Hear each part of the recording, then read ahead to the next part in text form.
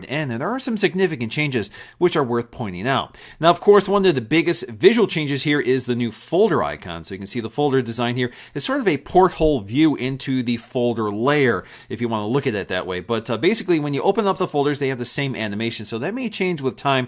But generally speaking, I actually really like this. You can see the first 4 items in your folder, and I think it's a pretty nice looking feature. We also get launcher shortcuts. Now, this is a feature I can't fully demonstrate yet because apps haven't been able to use it yet, but basically this allows apps to define specific action shortcuts which you can place on the home screen. Now, we have seen something similar to this with the settings shortcut widget.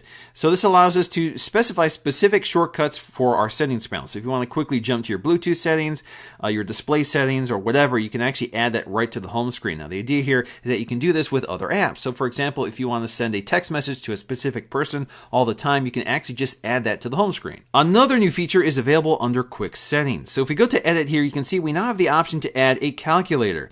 So this allows us to quickly open up a calculator right from quick settings, and that's kind of nice to have. We also get Unicode 9 support for new emojis. So we get a new set of emojis which includes human-like figures in addition to the gumdrop emojis we've had for a long time. This also brings support for skin tone variations in addition to Unicode 9 glyphs like bacon, selfie, and facepalm. Another feature that's really nice to finally have on stock Android is a clear all button in multitasking. Now, in order to get to it, you do have to scroll all the way to the back of your recent apps, and then you get that clear all button toward the top. And once you clear out all of those recent apps, you get a no recent items icon. They've also redesigned the emergency info screen. So you now have 2 tabs, one for info and one for contacts. So you can specify your medical information, your address information, age, and that sort of thing. And then you can go to your emergency contacts list and add those from your existing contacts. The setup process has also been streamlined. So we now have a specific screen for anything else, which includes setting up our email accounts, selecting additional apps. So if you want to unselect some of the apps that come pre-installed, you can do that.